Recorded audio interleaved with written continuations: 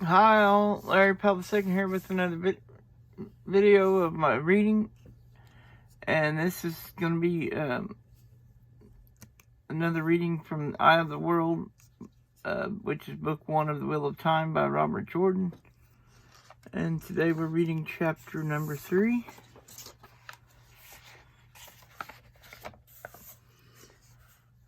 Chapter 3, The Peddler.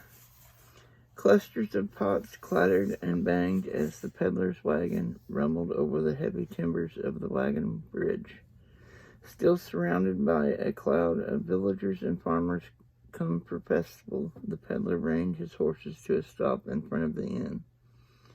From every direction people streamed to swell the numbers around the great wagon, its wheels taller than any of the people, with their eyes fastened to the peddler above them on the wagon seat. The man on the wagon was Padan Fane, a pale, skinny fellow with gangly arms and a massive beak of a nose. Fane, always smiling and laughing as if he knew a joke that no one else knew, had driven his wagon and team into Evansfield every spring for as long as Rand could remember. The door of the inn flew open even as the team halted in a jangle of harness, and the village council appeared, led by Master Alver and Tam. They marched out deliberately, even Sin Bui, amid all the excited shouting of the others for pins or lace or books or a dozen other things. Reluctantly, the crowd parted to let them to the fore.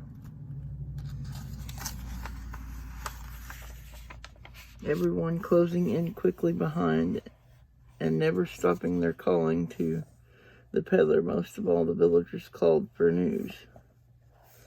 In the eyes of the villagers, needles and tea and the like were no more than half the freight in a peddler's wagon. Every bit as important was word of outside news of the world beyond the 2 rivers. Some peddlers simply told what they knew, throwing it out in a heap, a pile of rubbish with which they could not be bothered. Others had to have every word dragged out of them, speaking grudgingly with a bad grace. Fane, however, spoke freely, if often teasingly, and spun out the telling, making a show to rival the gleeman. He enjoyed being the center of attention, strutting around like an undersized rooster with every eye on him. It occurred to Rand that Fane might not be best pleased to find a real gleeman in Evansfield. The peddler gave the council and villagers alike exactly the same attention as he fussed with tying his reins off just so, which was to say, hardly any attention at all. He nodded casually at no one in particular. He smiled without speaking and waved absently to people with whom he was particularly friendly, though his friendliness had always been of a peculiarly distant kind, backslapping without ever getting close. The demands for him to speak grew louder, but Fane waited, fiddling with small tasks about the driver's seat for the crowd and anticipation to reach the size he wanted. The council alone kept silent. They maintained the dignity befitting their position, but increasingly clouds of pipe smoke rising above their heads showed the effort of it. Rand and Matt edged into the crowd, getting as close to the wagon as they could. Rand would have stopped halfway, but Matt wriggled through the press, pulling Rand behind him until they were right behind the council. I had been thinking you were going to stay out on the farm through the whole festival, Parent Ibarra shouted at Rand over the clamor. Half a head shorter than Rand, the curly-haired blacksmith's apprentice was so stocky as to seem a man and a half wide, with arms and shoulders thick enough to rival those of Master Lujan himself. He could easily have pushed through the throng, but that was not his way. He picked his path carefully, offering apologies to people who had only half a mind to notice anything but the peddler. He made the apologies anyway and tried not to jostle anyone as he worked through the crowd to Rand and Matt. "Imagine it," he said when he finally reached them, bell-tied and a peddler both together. "I'll bet there really are fireworks. You don't know a quarter of it," Matt laughed. Parent eyed him suspiciously, then looked a question at Rand. "It's true," Rand shouted, then gestured at the growing mass of people, all giving voice. "Later, I'll explain later." "Later," I said. At that moment, Padon Thane stood up on the wagon seat, and the crowd quieted in an instant. Rand's last words exploded into utter silence, catching the peddler with an arm raised dramatically and his mouth open. Everyone turned to stare at Rand. The bony little man on the wagon, prepared to have everyone hanging on his first words, gave Rand a sharp, searching look. Rand's face reddened, and he wished he were Evan's size so he did not stand out so clearly. His friends shifted uncomfortably too. It had only been the year before that Thane had taken notice of them for the first time, acknowledging them as men.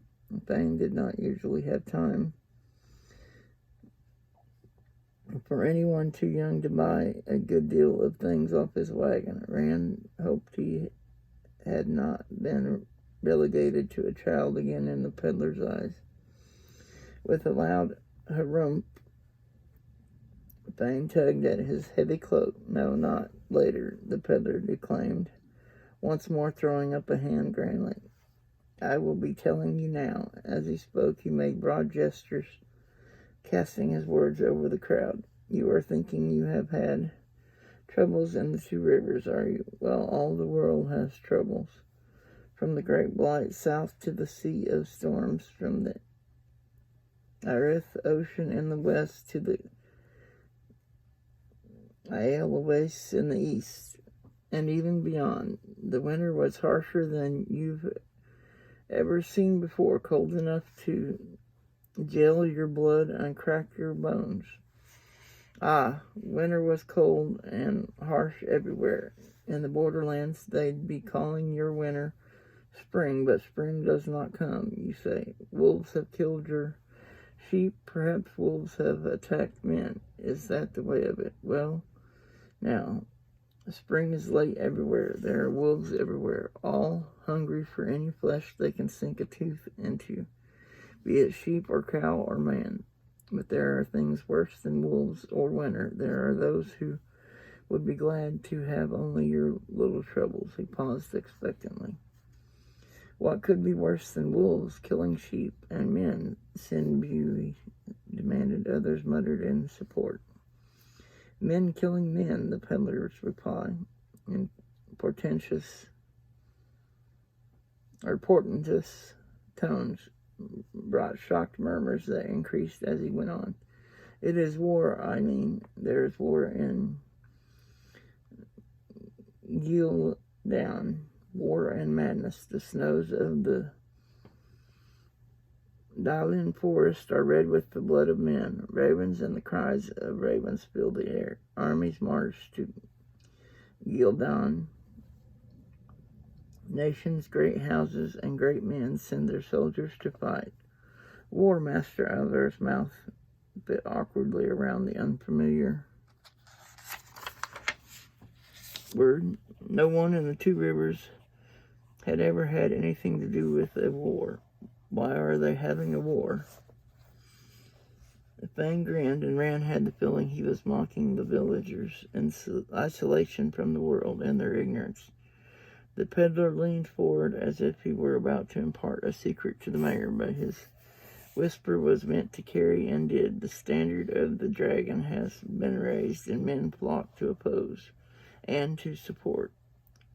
One long gasp left every throat together, and Rand shivered in spite of himself. "The dragon," someone moaned. "The dark one's loose in Gildan." "Not the dark one," Harald Luhan growled. The dragon's not the dark one, and this is a false dragon anyway. Let's hear what Master Fang has to say, the mayor said, but no one would be quiet that easily. People cried out from every side, men and women shouting over one another. Just as bad as the dark one. The dragon broke the world, didn't he? He started it. He caused the time of madness. You know the prophecies, when the dragon is reborn, your worst nightmares will seem like your fondest dreams. He's just another false dragon. He must be. What difference does that make? You remember the last false dragon. He started a war too. Thousands died. Isn't that right, Fang? He laid siege to Ilion. It's evil times. No one claiming to be the dragon reborn for 20 years. And now 3 in the last 5 years. Evil times. Look at the weather. Rand exchanged looks with Matt and Perrin. Matt's eyes shone with excitement, but Perrin wore a worried frown. Rand could remember every tale he had heard about the men who named themselves the Dragon Reborn, as if they had all proven themselves false. And if they had all proven themselves false dragons by dying or disappearing without fulfilling any of the prophecies. What they had done was bad enough. Whole nations torn by battle and cities and towns put to the torch. The dead fell like autumn leaves, and refugees clogged the roads like sheep in a pen. So the peddlers said, and the merchants, and no one in the 2 rivers was, with any sense, doubted it. The world would end, so some said, when the real dragon was born again. Stop this, the mayor shouted. Be quiet. Stop working yourselves to a lather out of your own imaginations. Let Master Fang tell us about this false dragon. The people began to quieten. But Sin Bui refused to be silent. Is this a false dragon? The Thatcher asked sourly. Sourly. Master Albert blinked as if taken by surprise, then snapped, Don't be an old fool, Sin. But Sin had kindled the crowd again. He can't be the Dragon Reborn. Light help us. He can't be. You old fool, Beauty. You want bad luck, don't you? Be naming the Dark One next. You're taken by the dragon, Sin Beauty, trying to bring us all harm. Sin looked around defiantly, trying to stare down the glowers, and raised his voice. I didn't hear Fang say this was a false dragon. Did you? Use your eyes. Where are the crops that should be knee-high or better? Why is it still winter when spring should be here a month? There were angry shouts for Sin to hold his tongue. I will not be silent. I've no liking for this talk either, but I won't hide my head under a basket till a Terran ferryman comes to cut my throat, and I won't dangle on Bane's pleasure. Not this time. Speak it out plain, peddler. What have you heard, eh? Is this man a false dragon? If Bane was perturbed by the news he brought, or the upset he had caused, he gave no sign of it.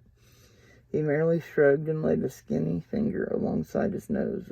As to that now, who can say until it is over and done? He paused with one of his secretive grins, running his eyes over the crowd as if imagining how they would react and finding it funny.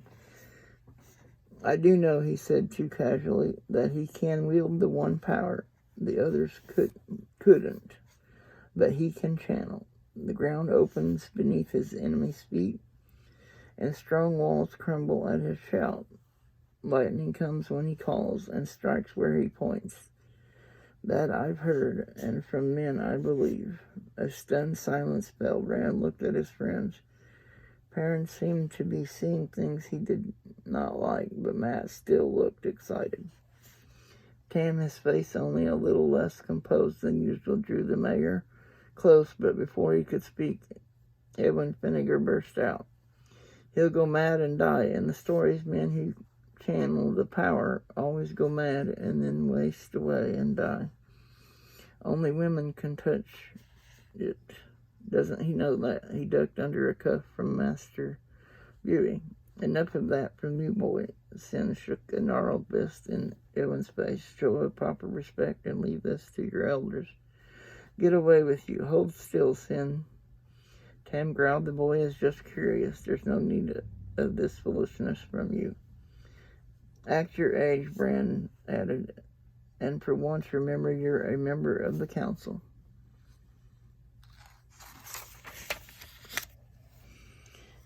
Sin's wrinkled face grew darker with every word from Tam and the mayor until it was almost purple.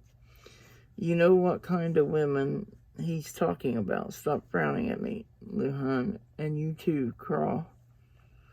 This is a decent village of decent folk, and it's bad enough to have Thane here talking about false dragons using the power without this dragon possessful of a boy bringing Aes Sedai into it. Some things just shouldn't be talked about, and I don't care if you will be letting that fool Gleeman tell any kind of tale he wants. It isn't right or decent. I never saw or heard or smelled anything that couldn't be talked about, Tam said. But Thane was not finished. The Aes Sedai are already into it, the peddler spoke up. A party of them has ridden south from Tar Valon. Since he can wield the power, none but Aes Sedai can defeat him. For all the battles they fight or deal with him once he's defeated, if he is defeated. Someone in the crowd moaned aloud, and even Tam and Bran exchanged uneasy frowns. Huddles of villagers clumped together, and some pulled their cloaks tighter around themselves, though the wind had actually lessened. Of course he'll be defeated, someone shouted. They're always beaten in the end, false dragons. He has to be defeated, doesn't he? What if he isn't? Tam had finally managed to speak quietly into the mayor's ear, and Bran, nodding from time to time and ignoring the hubbub around them, waited until he was finished before raising his own voice. All of you listen, be quiet and listen. The shouting died to a murmur again. This goes beyond mere news from outside. It must be discussed by the village council. Master Fane, if you will join us inside the inn, we have questions to ask.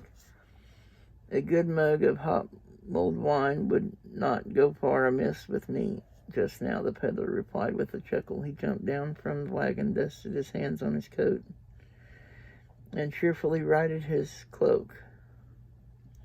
Will you be looking after my horses, if you please? I want to hear what he has to say. More than one voice was raised in protest. You can't take him off. My wife sent me to buy pins.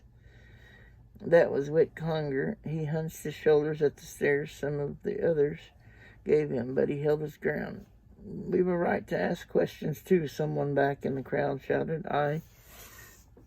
Be silent, the mayor roared, producing a startled hush. When the council has asked its questions, Master Fane will be back to tell you all his news and to sell you his pots and pans. You, Tad, stable Master Fane's horses. Tam and Bran moved in on either side of the peddler. The rest of the council gathered behind them, and the whole cluster swept into the Wine Spring Inn, firmly shutting the door in the faces of those who tried to crowd inside after them. Pounding on the door brought only a single shout from the mayor. Go home. People milled around in front of the inn, muttering about what the peddler had said and what it meant, and what questions the counselor was asking, and why they should be allowed to listen and ask questions of their own. Some peered in through the front windows of the inn, and a few even questioned Hugh and Tad, though it was far from clear what they were supposed to know. The two stolid stablemen just grunted in reply and went on methodically removing the team's harness. One by one they led Fane's horses away, and when the last was gone, did not return. Rand ignored the crowd. He took a seat on the edge of the old stone foundation, gathered his cloak around him, and stared at the inn door. Gildion, Tarvalon, the very names were strange and exciting. They were places he knew only from peddlers' news and tales told by merchants' guards. Aes Sedai and wars and false dragons, those were the stuff of stories told late at night in front of the fireplace, with one candle making strange shapes on the wall and the wind howling against the shutters. On the whole, he believed he would rather have blizzards and wolves. Still, it must be different out there beyond the two rivers, like living in the middle of a gleeman's tale. An adventure, one long adventure, a whole lifetime of it. Slowly the villagers dispersed, still muttering and shaking their heads, but Conger paused to stare into the now abandoned wagon, as though he might find another peddler hidden inside. Finally, only a few of the younger folk were left. Matt and Perrin drifted over to where Rand sat. "I don't see how the Gleeman could beat this," Matt said excitedly. "I wonder if we might get to see this false dragon." Perrin shook his shaggy head. "I don't want to see him. Somewhere else, maybe. But not in the two rivers. Not if it means war. Not if it means Aes Sedai here either," Rand added. "Or have you forgotten who caused the breaking? The dragon may have started it, but it was Aes Sedai who actually broke the world. I heard a story once," Matt said slowly, "from a Wilbyre's guard. He said the dragon would be reborn in mankind's greatest hour of need and save us all." "Well, he was a fool if he believed that," Perrin said firmly, "and you were a fool to listen." He did not sound angry. He was slow to anger. But he sometimes got exasperated with Matt's quicksilver fancies, and there was a touch of that in his voice. "I suppose he claimed we'd all live in a new age of legends afterwards, too." "I didn't say I believed it," Matt protested. "I just heard it. Nynaeve did too, and I thought she was going to skin me and the guard both." He said the guard did, that a lot of people do believe, only they're afraid to say so, afraid of the Aes Sedai or the Children of the Light. He wouldn't say any more after Nynaeve lit into us. She told the merchant, and he said it was the guard's last trip with him. "A good thing, too," Perrin said. "The dragon going to save us. Sounds like Copeland talk to me." "What kind of need would be great enough that we'd want the dragon to save us from it?" Rand mused. "As well ask for help from the Dark One." "He didn't say," Matt replied uncomfortably, "and he didn't mention any new age of legends. He said the world would be torn apart by the dragon's coming." "That would surely save us," Perrin said dryly. "Another breaking." "Burn me," Matt growled. "I'm only telling you what the guard said."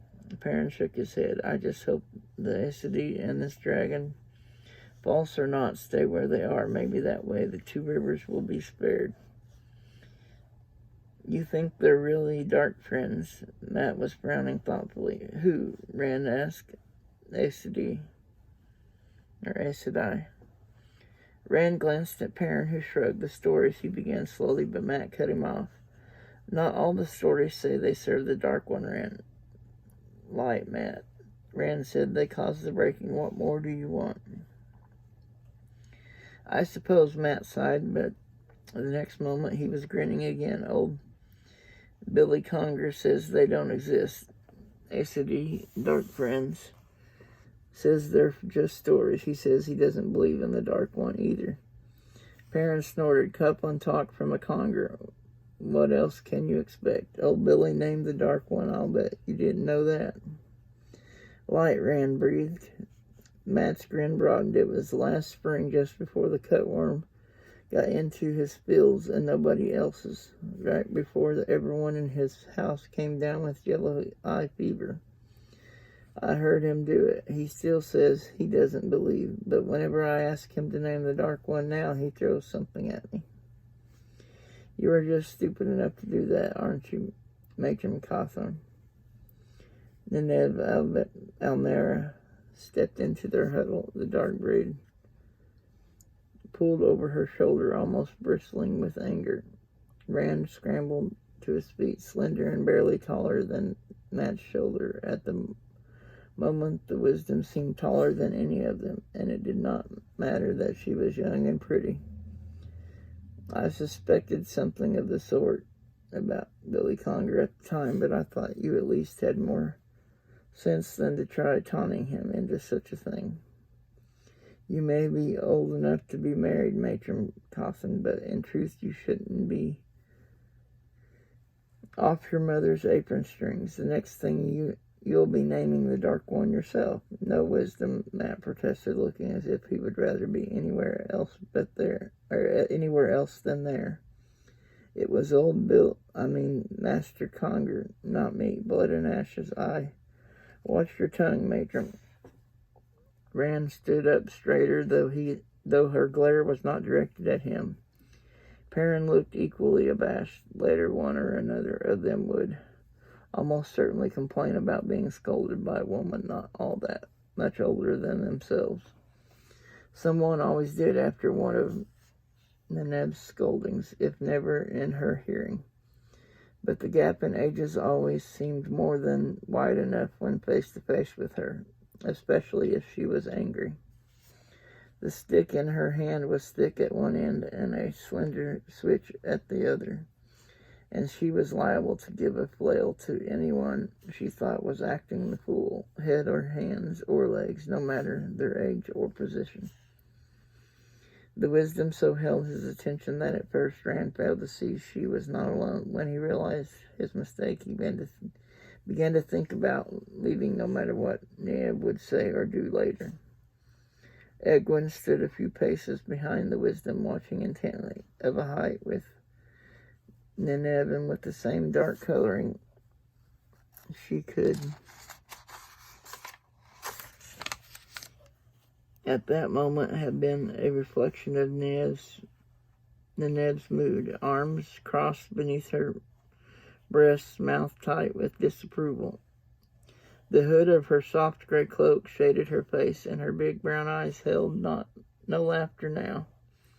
If there was any fairness, he thought that being 2 years older than her should give him some advantage, but that was not the way of it.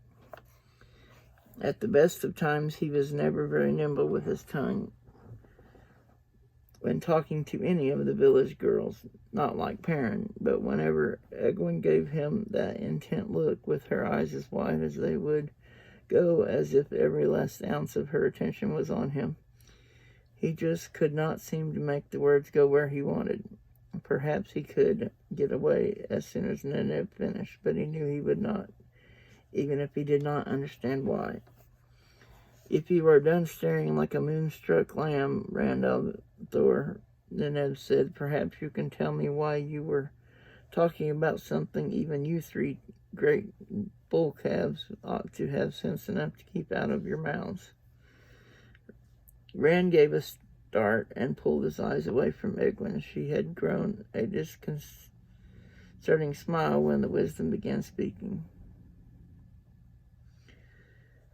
Neneve's voice was tart, but she had the beginnings of a knowing smile on her face too, until Matt laughed aloud. The wisdom smile vanished, and the look she gave Matt cut his laughter off in a strangled croak. Well, Rand, Neneve said. Out of the corner of his eye, he saw Egwene still smiling. What does she think is so funny? It was natural enough to talk of it, wisdom, he said hurriedly. The peddler, Padan Fain, Master Fain, brought news of a false dragon named Gildan and a war and Aes Sedai. The council thought it was important enough to talk to him. What else would we be talking about? And Nev shook her head. So that's why the peddler's wagon stands abandoned. I heard people rushing to meet it, but I couldn't leave Mistress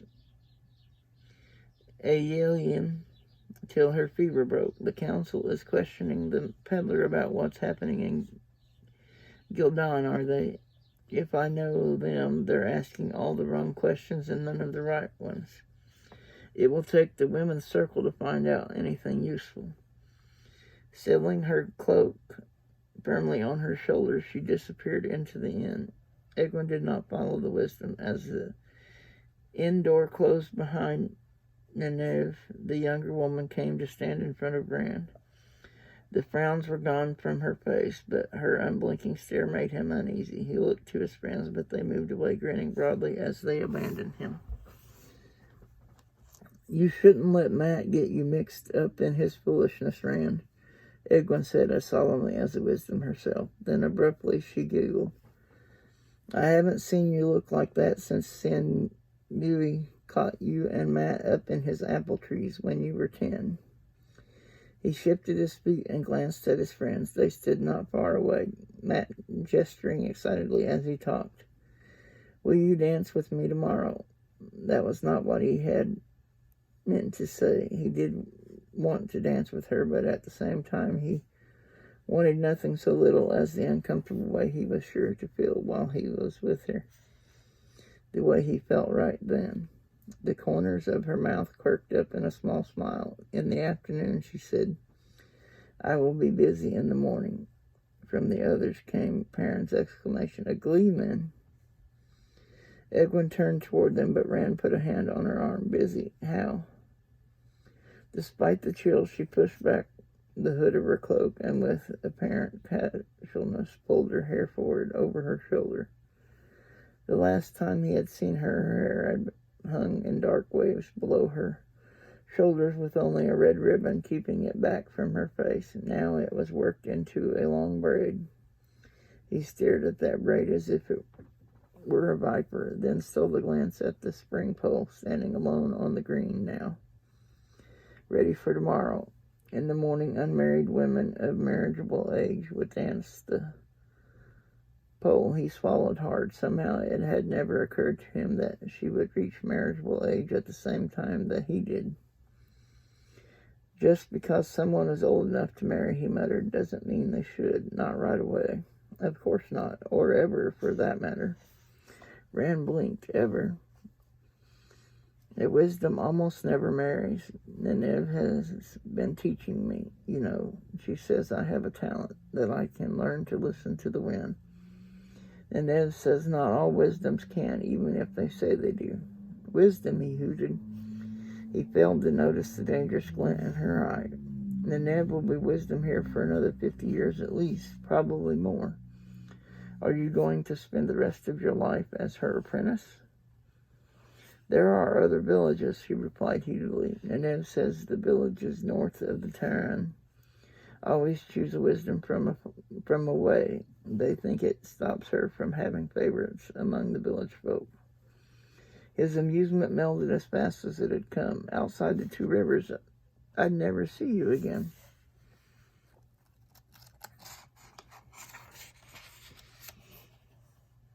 And you wouldn't like that. You have not given any sign lately that you'd care one way or another.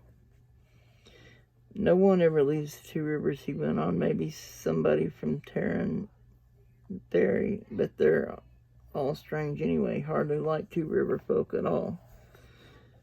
Egwin gave an exasperated sigh. Well, maybe I'm strange too. Maybe I want to see some of the places I hear about in the stories.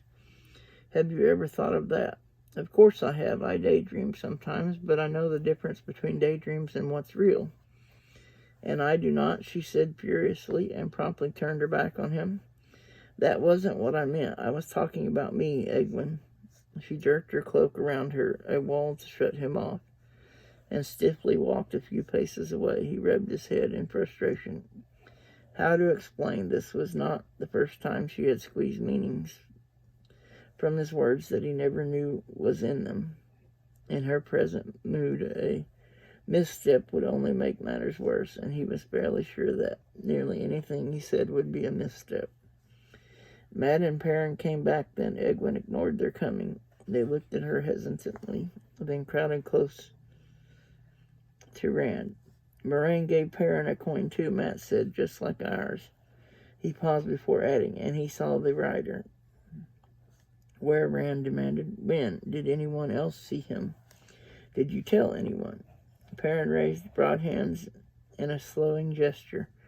One question at a time. I saw him on the edge of the village watching the smithy just at twilight yesterday. Gave me the shivers, he did. I told Master Luhan, only nobody was there when he looked. He said I was seeing shadows, but he carried his biggest hammer around with him while we were banking the forge fire and putting the tools up. He's never done that before. So he believed you, Rand said, but Perrin shrugged. I don't know. I asked him why he was carrying the hammer if all I saw was shadows, and he said something about wolves getting bold enough to come into the village. Maybe he thought that's what I saw. But he ought to know I can tell the difference between a wolf and a man on horseback, even at dusk. I know what I saw, and nobody is going to make me believe different. I believe you, Rand said. Remember, I saw him too. Perrin gave a satisfied grunt, as if he had not been sure of that. What are you talking about? Egwene demanded suddenly. Rand suddenly wished he had spoken more quietly. He would have if he had realized she was listening. Mat and Perrin grinned like fools, fell all over themselves, telling her of their encounters with the black-cloaked rider. But Rand kept silent. He was sure he knew what she would say when they were done. Neneb was right, Egwene announced to the sky when the two youths fell silent. None of you is ready to be off bleeding strings. People do ride horses, you know. That doesn't make them monsters out of a gleeman's tale. Rand nodded to himself. It was just as he had thought. She rounded on him. And you've been spreading these tales? Sometimes you have no sense, Randall Thor. The winter has been frightening enough without you going about scaring the children. Rand gave a sour grimace. I haven't spread anything, Egwene, but I saw what I saw, and it was no farmer out looking for a stray cow. Egwene drew a deep breath and opened her mouth, but whatever she had been going to say vanished as the door of the inn opened, and a man with shaggy white hair came hurrying out as if pursued. Okay, and that is the end of chapter 3. And I'll be reading chapter 4 in the next video. I want to thank everyone for watching. Please like and subscribe if you haven't already.